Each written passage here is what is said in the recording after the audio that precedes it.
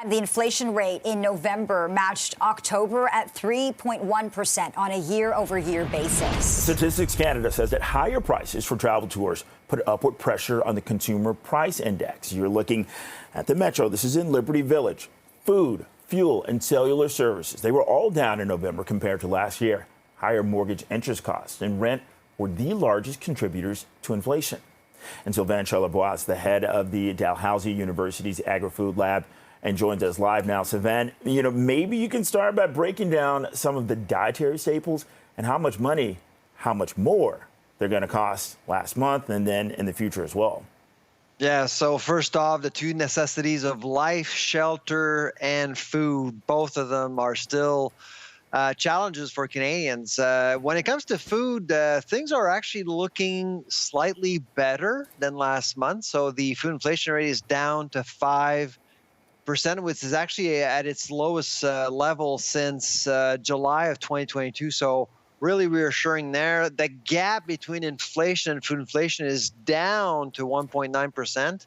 That we haven't seen that number since November 2021. So the sticker shock is likely not going to be happening as often in 2024 than this year. So those are good news. The not so good news, when you actually look at specific food categories, dairy, meat, vegetables, fruits, those categories are up from October. So from August to October, things were calming down, but not this month, which means that whatever is happening in Ottawa, the political pressure put on grocers right now, it's not working.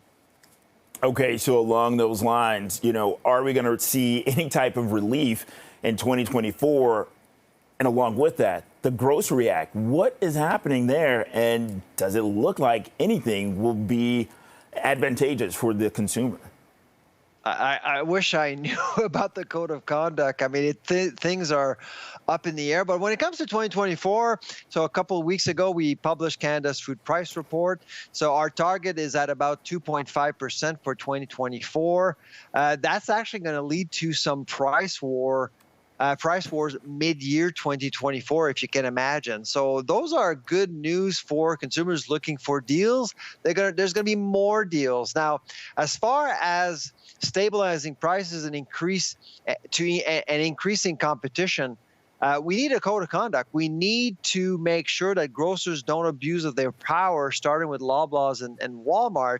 To do that, we need a code of conduct.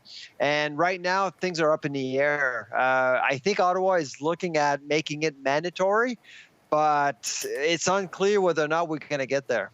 But then what about shrinkflation? I mean, hey, I like to eat. I like my snacks. And some of the packages, they're not as full as they used to be.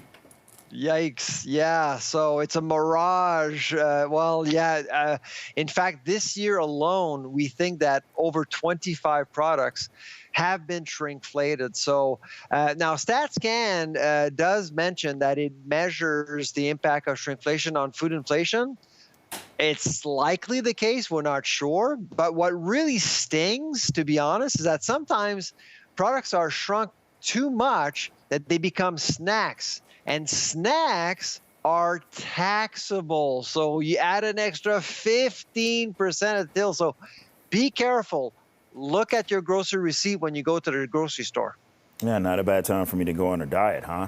Okay, so now I'm going to put you to the test. I didn't say that. You said that. Okay, I'm going to put you to the test. In April, we're going to see another hike in the carbon tax impacting the price of gas. How big of an impact will that additionally have on our grocery bill? Because it has to be delivered, right?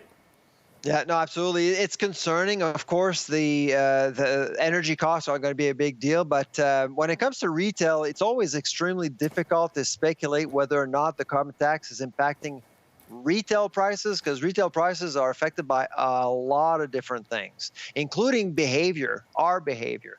But we are concerned about our industry's competitiveness, because it's adding to the financial pressures that companies have to deal with, unlike the U.S., where there is no carbon tax. So are we going to encourage grocers to import more products from the U.S., where the financial pressures are different? That's the question we're asking ourselves right now. And we've asked Ottawa to ask itself the same question. Is the carbon tax compromising our industry's competitiveness? And then at the end of the day, we all have to eat. Sylvain Charlebois, head of the Dalhousie University's Agri-Food Lab. Thank you very much for spending time with us this afternoon. Really appreciate it. Happy holidays.